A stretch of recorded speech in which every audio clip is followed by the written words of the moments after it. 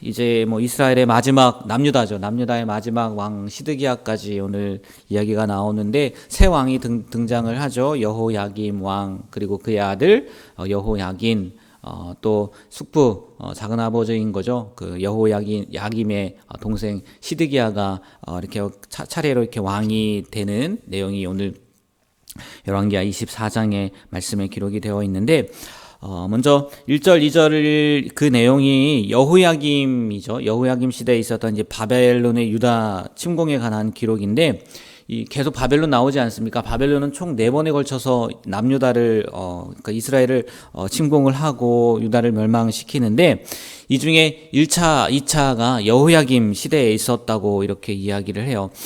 제 1차는 언제 있었냐면, 우리가 어제의 말씀이었죠. 요시야 왕이 정말 선 왕으로서 잘 남유다를 이끌어가고 있었는데, 애굽의 바로느거가 올라오지 않습니까? 그 아수르와 바벨론 그 문제 때문에 이렇게 올라오다가 요시야 보고 피해라, 너 비켜라, 우리가 지나갈게 하는데 싸우지 않습니까? 그래서 죽잖아요. 그래서 요시야가 죽어서 이스라엘 백성들이 여호아스를 왕으로 세워요. 그러니까 이 요시야의 4명의 아들 가운데 한 명을 세우는데, 이것 봐라, 애굽이 보니까 자기들 마음대로 왕을 세워. 그래서 세운 왕이 누구냐면 이 여호야김 왕이에요. 이 여호야김 왕을 세웠는데, 이제 애굽이 내려가면서 여호야김을 세우고 자기들은 갔단 말이에요. 근데 누가 오는 거예요? 이번에는 바벨론이 오는 거죠. 바벨론이 와서 그게 이제 보통 1차 침공이라고 하는데, 이때 우리가 아는 다니엘과 세 친구들이 있지 않습니까? 그 사람들이 바벨론에게 잡혀가죠. 그리고 나서 오늘 여기 보면은 3년간 섬기다가라고 나오지 않습니까? 3년간 섬기다가 이제 배반을 한 거예요. 느부갓네살을 배반을 해서 다시 이 바벨론이 침공을 하는 거죠. 근데 이 왜 배반을 했냐면, 그 사이에 그 바벨론이 다른 좀 힘이 좀 없어졌다라고 이렇게 생각을 한 거예요. 그리고 애굽에 워낙 이스라엘 사람들은 애굽에 의지를 많이 하지 않았습니까? 그리고 또 여호야김 왕을 누가 세운 거예요? 애굽이 세운 거잖아요. 그래서 애굽 사람이었는데 갑자기 바벨론이 세졌으니까 그쪽에 편을 들다가 3년 만에 바벨론이 약해진 틈을 타서, 이제는 이제 애굽이 좀 강대해져서 좀 이렇게 양쪽에 이렇게 좀 조율을 하면 되겠구나 하고 배반을 한 거예요. 그런데 어떻게 됩니까? 애굽이 도와줘요, 안 도와줘요? 안 도와주는 거죠. 안 도와주는 게 아니라 못 도와주는 거죠. 그래서 여호야김이 이렇게 그 바벨론의 침공을 받아서 힘들고 어렵게 되는 거죠. 이 말씀을 통해서 우리가 생각해 봐야 될 게 뭐냐면, 우리는요, 뭐 나오잖아요. 애굽을 의지해서도 안 되고요, 바벨론을 의지해서도요, 우리가 살 길이 나오는 건 아니에요. 모르겠어요. 그 당시에는 정말 그게 지혜로운 방법일 수 있겠죠.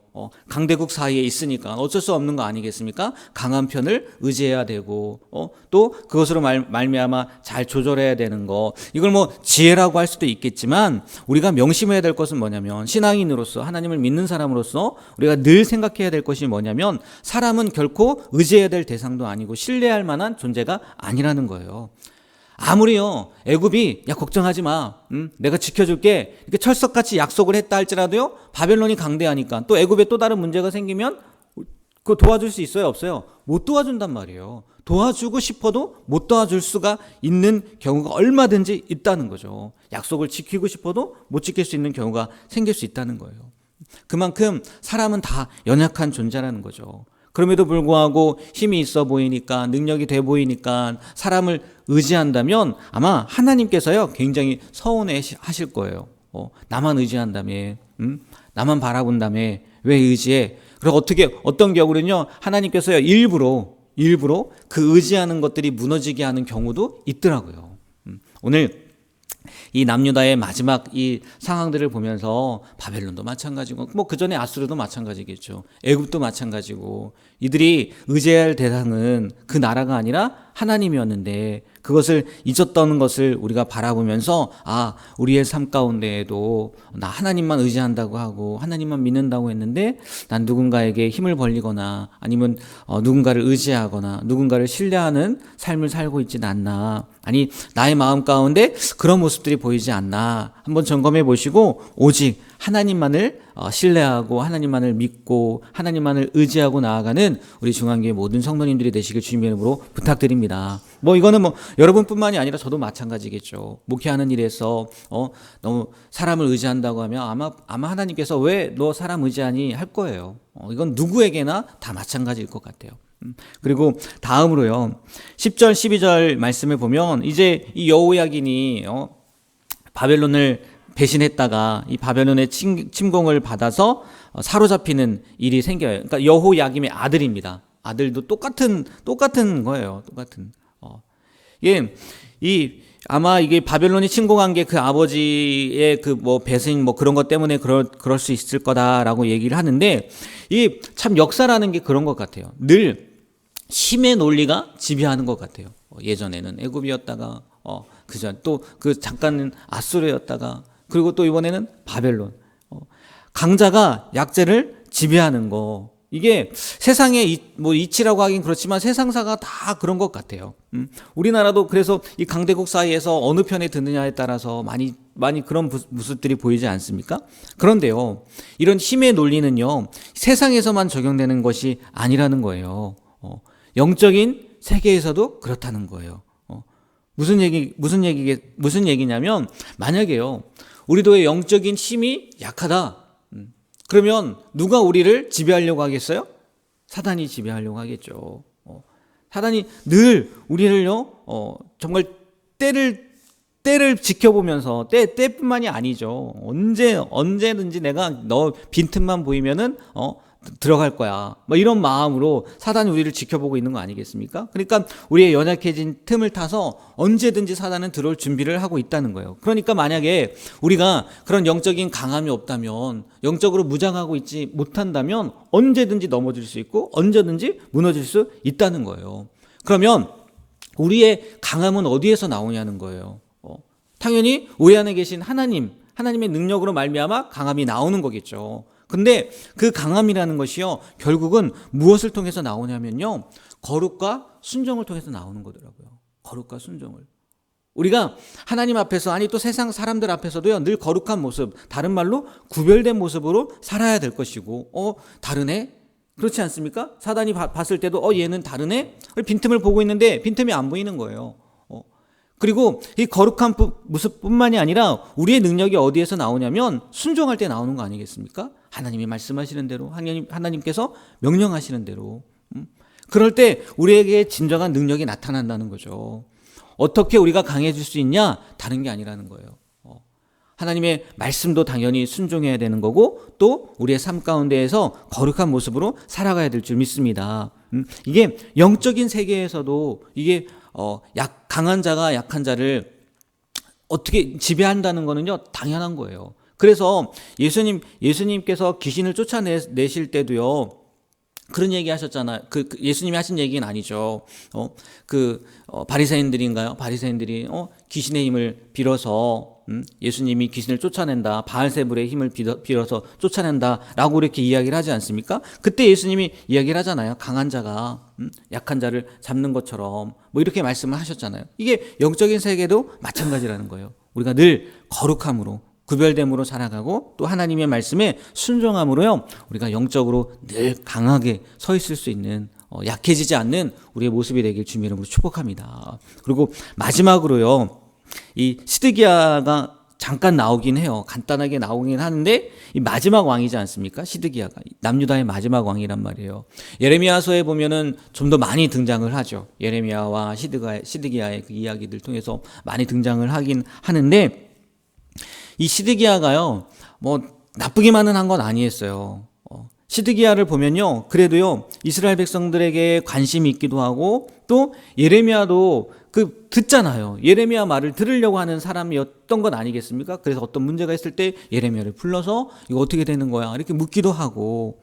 근데 왜 시드기야도 위에 그 여호야김도 마찬가지고 여호야김도 마찬가지고 다 악한 왕이라고 이야기를 하는 이유가 뭐겠어요?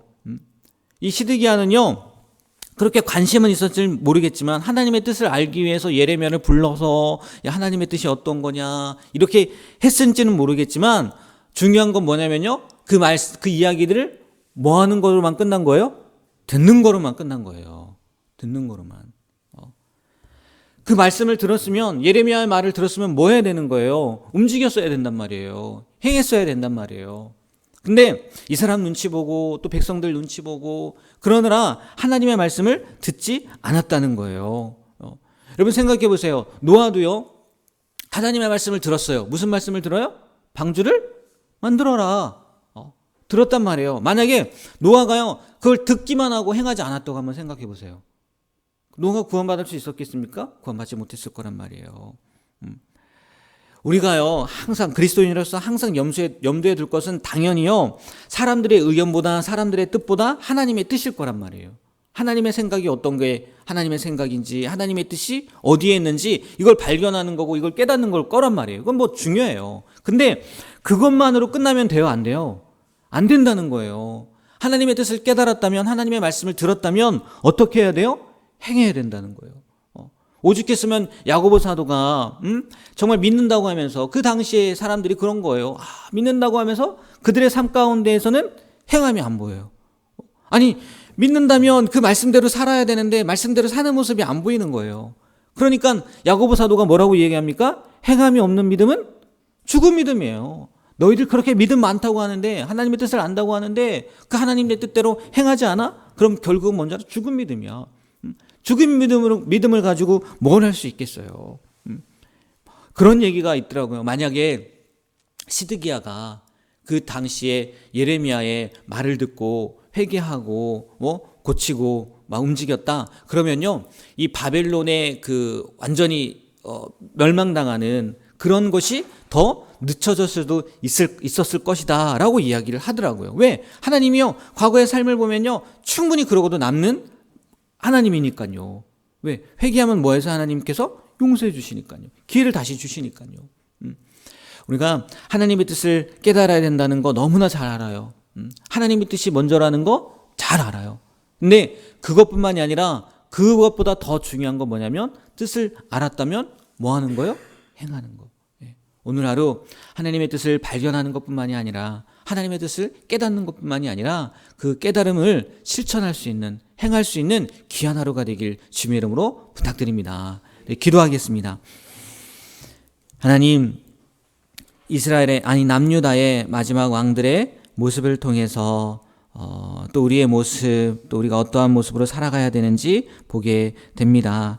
하나님, 정말 그렇습니다. 아무리 강대국이라 할지라도 우리가 의지해야 할 대상은 그들이 아니라 하나님이라는 것, 오늘 말씀을 통해서 깨닫게 되고, 또 하나님께서는 정말 우리가 하나님의 말씀을 듣는 것으로만 멈추는 것이 아니라 들은 대로 행하는 그런 믿음을 갖게 되길 원하시는 분임을 믿습니다. 오늘뿐만이 아니라 우리가 삶을 살아가면서 먼저는 하나님의 말씀을 잘 분별할 수 있도록 도와주시고, 또 하나님의 뜻을 깨달았다면, 그 뜻을 분별했다면 하나님의 뜻대로 온전히 순종함으로 하나님의 기쁨이 되는, 말씀 가운데에도 순종이 제사보다 낫다고 이야기를 하는데, 우리가 정말 더 나은 삶을, 하나님의 기쁨이 되는 삶을 살아가는 우리 모두가 되게 하여 주시옵소서.